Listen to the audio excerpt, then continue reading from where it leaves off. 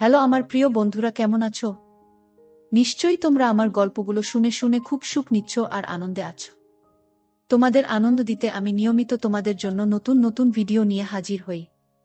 তো তোমরা যারা এখনো আমার চ্যানেলটা সাবস্ক্রাইব করনি, তারা প্লিজ প্লিজ আমার চ্যানেলটা সাবস্ক্রাইব করে দাও। তো বন্ধুরা, আর দেরি না করে জলদি জলদি ভিডিওতেই লাইক দিয়ে চ্যানেলটি সাবস্ক্রাইব করে নাও। আমার নাম নেহা। চেহারা সাধারণত খুব সাদাসিধে, লম্বা চুল আর বুদ্ধি একটু কম আমার। আমার বরের নাম নিলয়। আমার বরের সাথে আমার প্রথম প্রেম, আর তার সাথেই বিয়েটা হয়। আমার বর একটি প্রাইভেট কোম্পানিতে চাকরি করে। আমার বরের দুজন বন্ধু আছে, নাম রেহান আর শাহেদ। ওরাও দুজন বিবাহিত। আমার বরের আগে ওদের বিয়ে হয়েছে। এবার আমার বর সম্পর্কে তোমাদের কিছু বলি। রেহান শাহেদ আর আমার বরের বন্ধুত্ব কলেজ লাইফ থেকে। তাদের বুড়াও ছিল আমার ব্যাচের মেয়ে ফ্রেন্ড। তাই সবাইকে আমার বর খুব ভালোভাবে চিনত। আর আসল কথা হলো, আমার বর ছিল ওদের গ্রুপের সবচেয়ে হ্যান্ডসাম ছেলে। তাই আমার বর সবার ক্রাশ ছিল, আর সেই সুযোগটাই আমার বর খুব বেশি কাজে লাগাত। তাই আমার বরের বান্ধবীরা বরের আদর থেকে বঞ্চিত হয়নি। প্রায় 6 মাস রেহানের বউ আমার বরের গার্লফ্রেন্ড ছিল। আর 2 মাস পর জিসানের বউ ছিল আমার বরের গার্লফ্রেন্ড, যদি রেহান ও শাহেদ তখন ওদের বিয়ে করেনি। কিন্তু ওরা সবাই জানতে চাইতো আমার বরের গার্লফ্রেন্ডের ও কিভাবে ভোগ করত। যাই হোক, ওদের বিয়ের পর আর কোনোদিন আমার বর ওদের বউয়ের দিকে ওইভাবে তাকায়নি। কিন্তু আমার বর ঠিকই জানত ওরা মনে মনে একটু হলেও ওর উপরে রেগে আছে। কারণ যতই হোক, ওদের বউয়ের শরীরের কোথায় কি জিনিস আছে, কি রকম আওয়াজ, সবই আমার বরের জানা। আমাদের বিয়ের পর ওরা দুজন অনেকবার আমাকে পটানোর চেষ্টা করেছে, কিন্তু আমি খুবই শক্ত। ওদের কথায় কখনো আমি গলে যাইনি। আমি কিছুদিন আগে আমার বরের আগের একটা কথা জানতে পারি। এরপর থেকে আমি সন্দেহ করতে থাকি আমার বরকে, আর ওকে চোখে চোখে রাখি। হঠাৎ একদিন অবাক ঘটনা ঘটে। আমার বর তার কোম্পানির একটা রিসার্চের জন্য ওদের 3 জনের শহরের বাইরে একটি গ্রামে যেতে হয়েছিল। এই গ্রামে 3 দিন থাকার কথা ছিল তাদের। স্বভাবতই আমার বর আমাকে বলে গ্রামে চলে গেল। ওদের একটা ছোট্ট বাংলোতে থাকার ব্যবস্থা হলো। আমি তো কিছুক্ষণ বাদে বাদে ফোন করে ওর সাথে কথা বলতাম। কিন্তু আমি বাড়িতে থাকতে পারছিলাম না। আমার ভিতরে একটা ভয় কাজ করছিল, যদি অন্য কারো সাথে আনন্দে মেতে ওঠে। তাই আমি ওকে কিছু না বলে ওরা যে গ্রামে ছিল সেখানে চলে আসি। সারাদিন কাজ করে বিকেলের দিকে ওরা একটু ঘুরতে বের হলো। সন্ধ্যার দিকে বাংলোতে ফিরে এসে ও তো অবাক হয়ে আমার দিকে তাকিয়ে আছে। দেখে আমি দাঁড়িয়ে আছি, কিন্তু আমি এখানে কি করে আসলাম? এখানে আসার কারণ কি? এই জায়গার খবরই বা কে দিল আমাকে? এসব প্রশ্ন ওর মনে বাসা বাঁধল। পরে আমার চোখ মুখ দেখেও বুঝতে পারল আমি ওকে সন্দেহ করে এখানে এসেছি। আমি এখানে কেন এসেছি এটা আমার বর আমাকে জিজ্ঞাসা করল, কিন্তু আমি কোনো কিছুই বললাম না। শুধু বললাম আমি এখানে থাকব তোমাদের সাথে। আর এদিকে সমস্যা হলো যে আমি থাকব কোথায়? কারণ ছোট্ট ঘরে একটা খাট, আর ওরা 3 জন ছেলে। ঠিক হলো আমার বর আর আমি খাটের উপরে ঘুমাব, আর ওরা দুজনে নিচে ঘুমাবে। তখন আরও একটা সমস্যা দেখা দিল। আর তা হলো, আমি তাড়াহুড়ো করতে জামাকাপড় কিছুই আনিনি। তাই আমার বর একটা জামা, একটা হাফ প্যান্ট পরলাম। আমাকে প্যান্ট পরে খুবই সুন্দর লাগছিল। বিশেষ করে আমার পরিষ্কার পা দুটো যেন সারা ঘর আলোকিত করে দিয়েছিল। আমার বরের বন্ধুরা তো ওদের চোখ দিয়ে আমাকে গিলে খাচ্ছিল। মন ভরে ওরা আমাকে দেখতে লাগলো। তার কিছুক্ষণ পরে ওরা সবাই বিদেশি পানির বোতল নিয়ে আসলো। 3 জনের ছোট ছোট করে খেতে লাগলো। নেশা তেমন কিছুই হলো না। আমি রেহান আর শাহেদের মুখের দিকে তাকিয়ে দেখলাম, ওরা আমার দিকে অন্যরকম দৃষ্টিতে তাকিয়ে আছে। আমার ভেতর অন্যরকম অনুভূতি খেলে গেল, আর মনে মনে ভাবলাম ওরা যদি আমাকে একসাথে ভোগ করতে চায়, তখন আমি কি করব? বন্ধুরা, তোমরাই বলো, তখন কি আমার ওদের ডাকে সাড়া দেওয়া উচিত? হ্যাঁ, আমি মনে মনে ঠিক করে নিয়েছি। ওরা যদি আমাকে নিয়ে আনন্দে মেতে উঠতে চায়, তাহলে আমি ওদের সাথে নিজের ইচ্ছে পূরণ করব। ওরা দুজনে আমাকে নিয়ে অনেক হাসি ঠাট্টা করতে লাগলো। এক সময় কথাটা মডার্ন মেয়ে নিয়ে। তখন রেহান আমাকে ইঙ্গিত করে বলল, ভাবি, তুমি কিন্তু এতদিন শহরে থেকেও মডার্ন মেয়ে হতে পারলে না। আমি বললাম, কেন? আমার কোনো দিকে মডার্ন ভাব নেই। আমার পা থেকে মাথা অবধি ভালো করে দেখে নিয়ে তারপর বলল, দেখো ভাবি, আজকে যদি তুমি মডার্ন হতে, তবে এই জামাটা শুধু পরতে, নিচে প্যান্ট পরে কোনো দরকার ছিল না। তোমাকে দেখতে আরো বেশি ভালো লাগতো। আর তুমি নিজেকে মডার্ন বলতে পারতে। এমনিতে আমার বর আমাকে কোনো জামা কাপড় নিতে দেয়নি। তাই আমি একবার আমার বরের দিকে তাকিয়ে তারপরে রেহানের দিকে তাকিয়ে বললাম, দাঁড়াও, আমি এক্ষুনি আসছি। এই বলে ঘর থেকে দৌড়ে বেরিয়ে গেলাম। একটু পর ঘরে ঢুকলাম আমি। সত্যি বলতে আমার বড় মাকে দেখে চিনতে পারছিল না। আমাকে দেখে রেহান আর সাহেব পুরো অবাক হয়ে আমার দিকে অপলক দৃষ্টিতে তাকিয়ে আছে। আর আমি মনে মনে বলছি, তোমাদের দেখা দিতেই আমি এই সাজে তোমাদের সামনে এসেছি। নাও, আমাকে মন ভরে দেখে নাও। আমি আমার বরের সাদা জামাটা পরে এসেছি। জামা সাদা হওয়ার কারণে আমি ভিতরে কি পরেছিলাম সেটাও দেখা যাচ্ছিল। রেহান আর শাহেদকে দেখে মনে হচ্ছিল ওরা আমাকে পুরো গিলে খাবে এমন অবস্থা। আমি যখন ঘাটে এসে বসলাম, আমার সবকিছু স্পষ্ট দেখতে পেল সবাই, সেটা আমি জানি। আমার এই রূপ দেখে আমার বর নিজেকে ঠিক রাখতে পারছিল না। আমি বুঝলাম আমাকে দেখে আমার বরের যদি এই অবস্থা হয়, তাহলে রেহান আর শাহেদের কি অবস্থা হবে। আমি বললাম, দেখো এবার আমাকে কেমন লাগছে। বলল, ভাবি তোমাকে তো দেখতে মডার্ন আর হেব্বি লাগছে।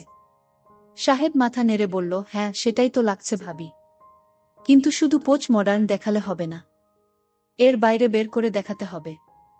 আমি বললাম, সেটা আবার কি করে? সাহেব বলল, এটা খুব সোজা। তুমি একটু ডিজে গানে নাচবে আর আমরা দেখব, তাহলে আসল মজা হবে। আমি বললাম, ঠিক আছে চল, এখন আমরা ডান্স করব। আমার বর শুধু আমার কাজকর্ম দেখছিল আর মনে মনে ভাবছিল আজকে আমার বুকে ওরা শেষ করে ছাড়বে। ডান্স করতে উঠব, ঠিক এমন সময় কারেন্ট অফ গেল। পুরো ঘর একদম অন্ধকার। আমরা চারজন খাটে আর লাইট অফ। লাইট কোথায় আমরা কিছু জানি না। সাহেদ বলল, যে যেখানে বসে আছো সবাই চুপচাপ থাকো। হঠাৎ অন্ধকারে কেউ আমার ওই দিকটায় হাত দিল। হাত দিয়ে ধলাই মলাই করছিল। আমি ভাবলাম আমার বর হয়তো অন্ধকার আমার কাছে এসেছে। কিন্তু কিছুক্ষণ পর দেখি একজন হামি করা আরম্ভ করে দিয়েছে।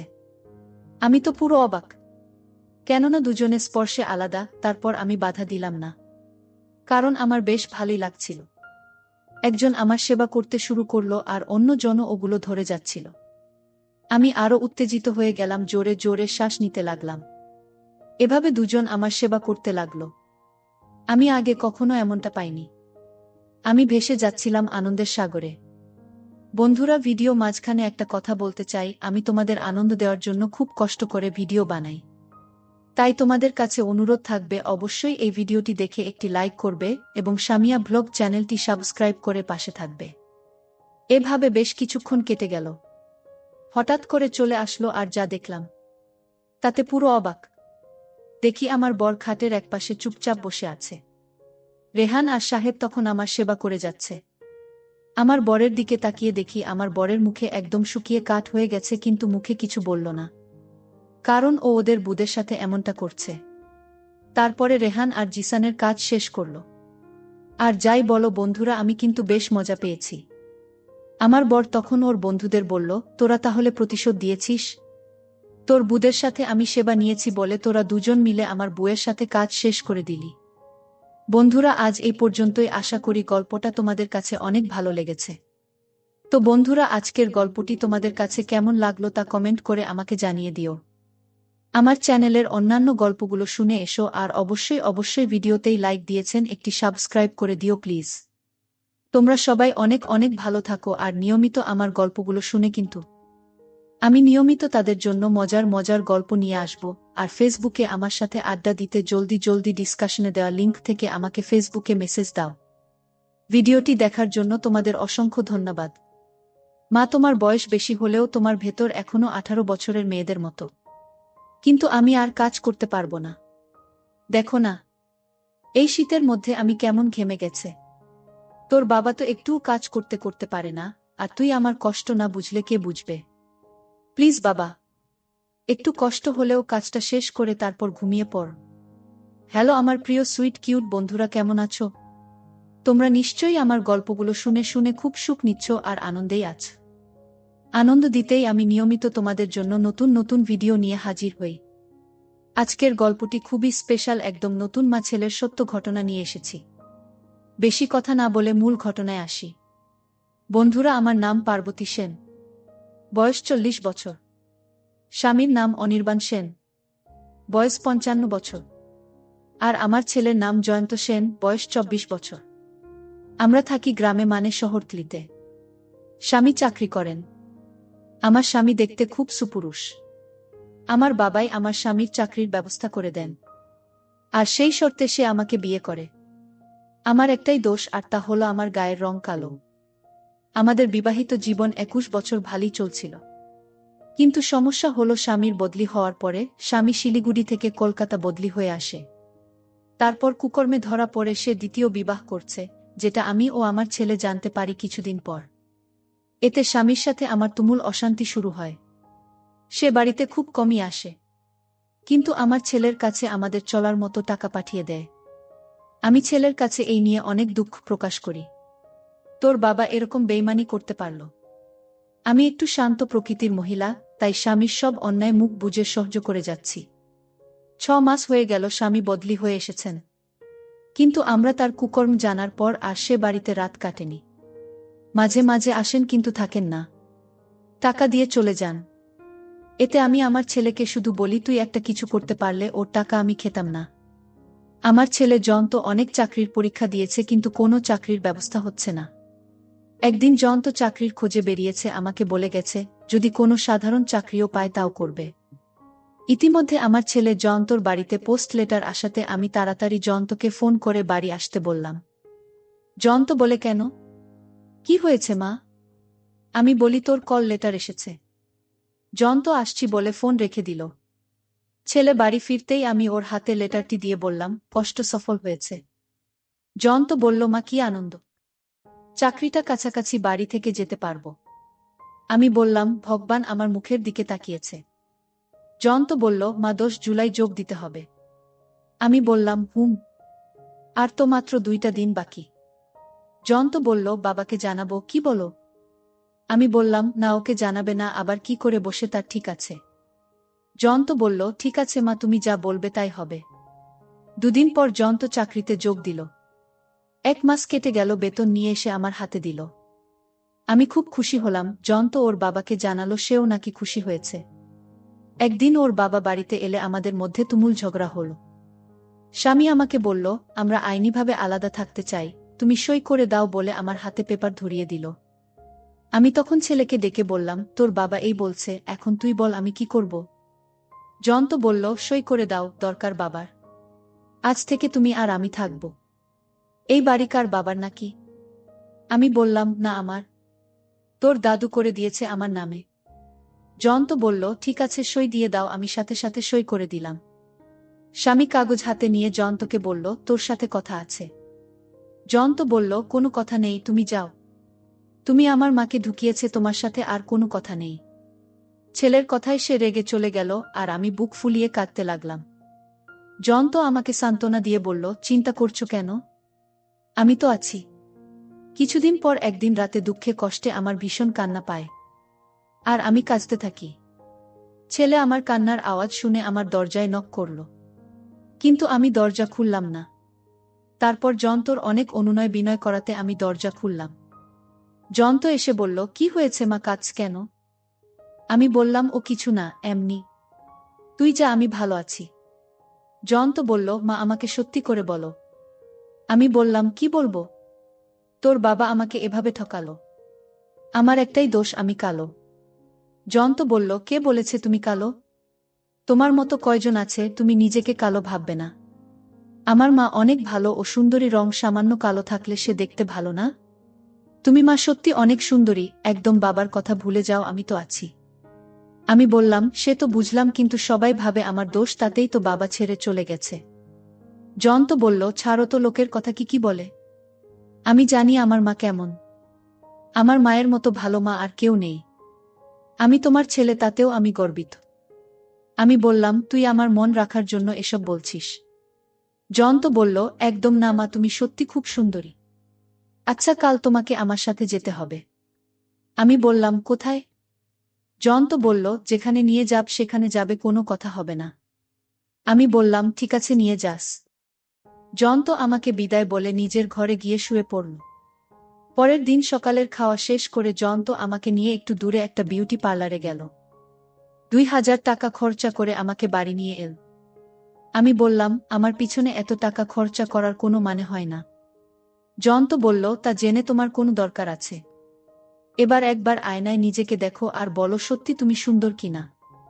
আর শোন, এখন থেকে একটু আধুনিক পোশাক পরবে, দেখি তোমাকে কি অসুন্দর বলে। আমি বললাম, কি আধুনিক পোশাক পরব? জয়ন্ত বলল, এই স্লিভলেস পোশাক পরবে, তোমাকে লেগিংস ও কুর্তি কিনে দেব, তাই পরে বের হবে। আমি বললাম, যাহ, এগুলো এই বয়সে কি করা যায়? জয়ন্ত বলল, আমার বসের বয়স 50-এর উপর, উনি নিয়মিত পরে আসেন।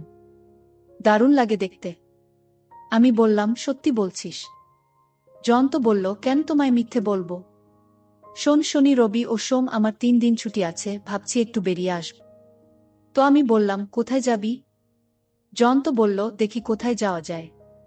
আমি বললাম, ঠিক আছে যাব। জয়ন্ত বলল, মা তোমার জন্য অফিস থেকে আসার সময় লেগিংস ও কুর্তি নিয়ে আসবো আজকে কিন্তু।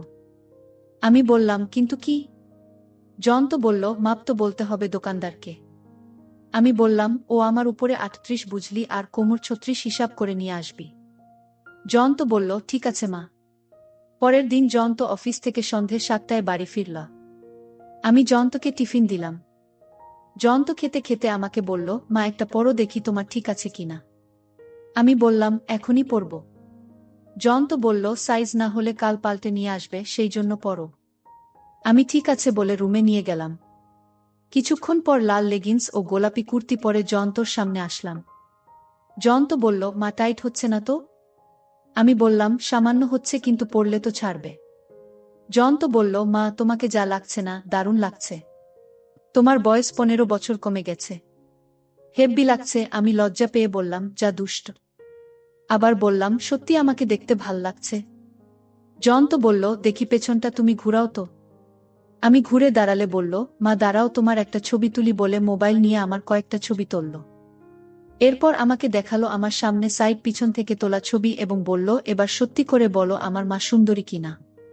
আমি বললাম, তোর ভালো লাগছে তো?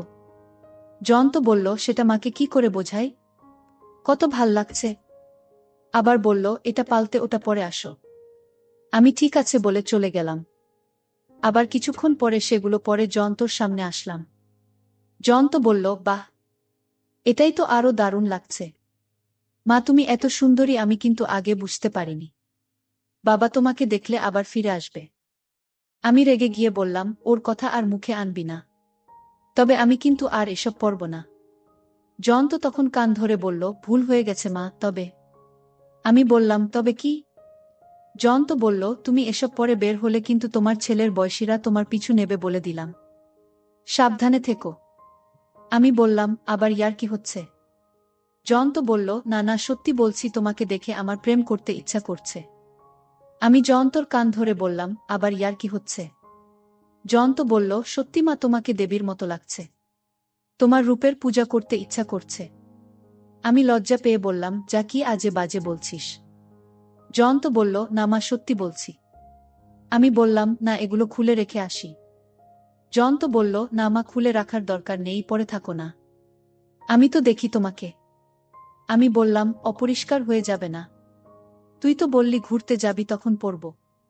জয়ন্ত বলল, তাতে কি, তোমার ছেলে এখন চাকরি করে। লাগে আর একটা কিনে দেব। ও আচ্ছা, তোমার কি ভেতরে আর কিছু লাগবে? তুমি তো বলনি, আর আমি কিনতেও সাহস পাইনি। আমি বললাম, ভেতরের কি? জয়ন্ত বলল, আরে নিচে পড়তে হয় না। আমি বললাম, দুষ্টু দেখছি, সব খবর রাখিস, লাগবে তো। জয়ন্ত বলল, ঠিক আছে, আমি নিয়ে আসব। আমি বললাম, তুই কিনতে পারবি? দোকানে গিয়ে কি বলবি? জয়ন্ত বলল, সাইজ তো জানি, বলে নিয়ে আসব। আমি বললাম, তোর লজ্জা করবে না? জয়ন্ত বলল, কেন করবে লজ্জা? আমি বললাম, দোকানদার যদি জিজ্ঞেস করে কার জন্য নেবেন? জয়ন্ত বলল, কেন? বল, মায়ের জন্য। আমি বললাম, আরো বোকা, মায়ের নাম না, অন্য কারো নাম বলবি, অন্য কারো জন্য। জয়ন্ত ও ঠিক আছে বলে উঠে পড়ল। পরের দিন জয়ন্ত অফিস থেকে ফিরে সেগুলো কিনে এনে বাড়ি এসে আমার হাতে দিল। আর বলল, পরে দেখো তো। আমি ঠিক আছে বলে সেগুলো নিয়ে একটু পরে শাড়ি পরা অবস্থায় ওর সামনে এসে বললাম, কি সাইজ এনেছিস? জয়ন্ত বলল, কেন? 31। আমি বললাম, টাইট হয়ে যাচ্ছে, আমি হুক লাগাতে পারছি না। জয়ন্ত বলল, তবে কি করবে, কাল পাল্টে নিয়ে আসব। আমি বললাম, তুই একটু হুকটা লাগিয়ে দে বলে পিঠ খুলে দিলাম। আর জয়ন্ত ধরে আমার হুক লাগিয়ে দিল। কিন্তু ভীষণ টাইট অনুভব করলাম। তাই নিজের দিকে তাকিয়ে বললাম, পাল্টাতে হবে, এর চেয়ে বড় আনবি। জয়ন্ত পরের দিন আবার পাল্টে নিয়ে এসে আমাকে আবার পড়তে বলল। আমি ওপরে এসে বললাম, লাগিয়ে দে হুকটা।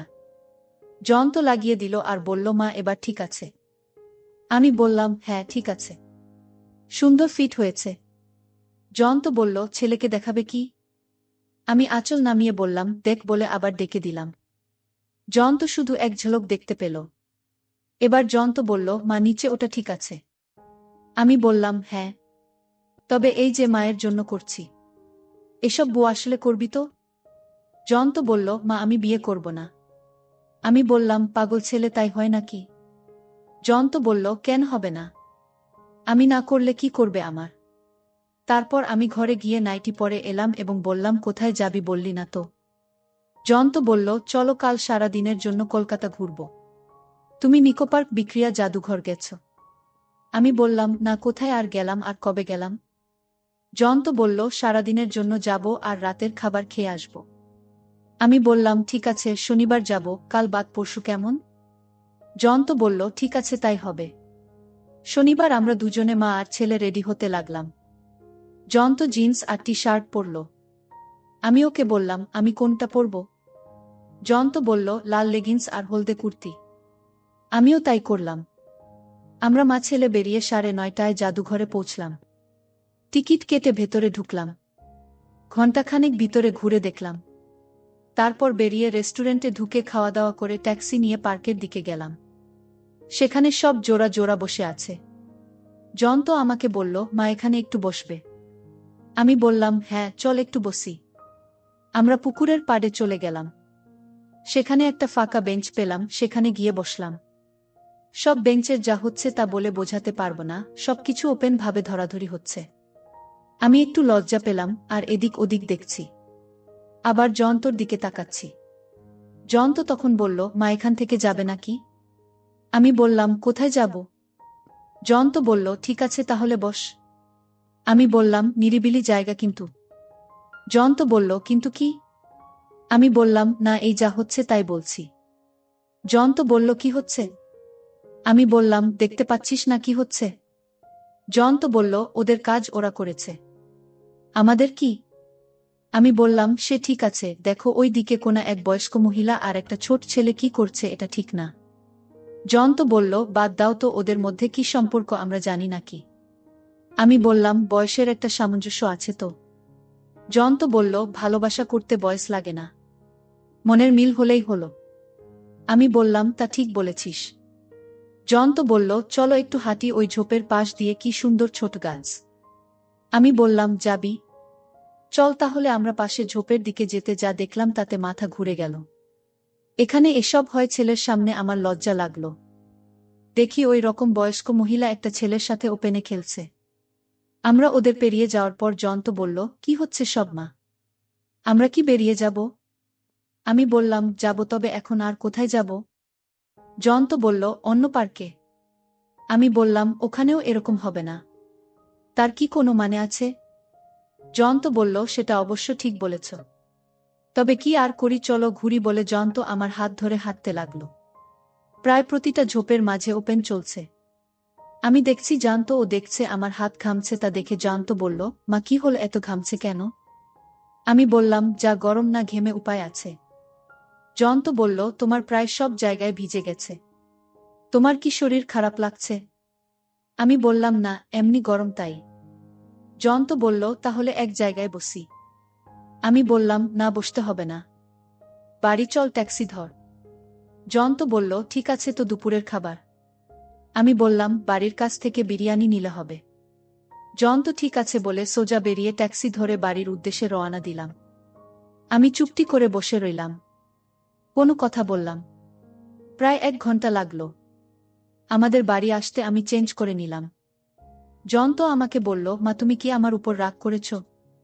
কোনো কথা বলছো না যে? আমি বললাম, না রে, কেন রাগ করব? আমার আসলে ভালো লাগছিল না বলে হু হু করে কেঁদে উঠলাম। জয়ন্ত বলল, মা কি হলো, কাঁদছো কেন? আমি বললাম, ওখানে তোর সাথে না গিয়ে আমার যাওয়া উচিত ছিল তো বাবার সাথে। তোর বাবা আমাকে ছেড়ে অন্যকে নিয়ে ফুর্তি করছে। কিছু না বাবা, তুই আমার লক্ষ্মী ছেলে, তোর উপর রাগ করতে পারি? তুই আমাকে খুশি রাখার জন্য অনেক চেষ্টা করছিস। জয়ন্ত বলল, মা তোমাকে বলছি না। বাবাকে ভুলে যেতে উনার কথা মাথায় আনবেন না। আমি বলেছি তো বাবার অভাব আমি পূরণ করব। তোমার যখন যা লাগবে আমাকে বলবে, আর তুমি বাবার কথা ভেবে মন খারাপ করছো, এটা ঠিক না মা। আমি একটু হেসে বললাম, আমার ভুল হয়ে গেছে খোকা, মাফ করে দে। জয়ন্ত বলল, ঠিক আছে ঠিক আছে। ভেবেছিলাম কিছু কেনাকাটা করব, তা আর হলো না। আমি বললাম, কি আবার কেনাকাটা করবি? জয়ন্ত বলল, তোমার জন্য শাড়ি ও গয়না কিনব ভেবেছিলাম। আমি বললাম, কি গয়না?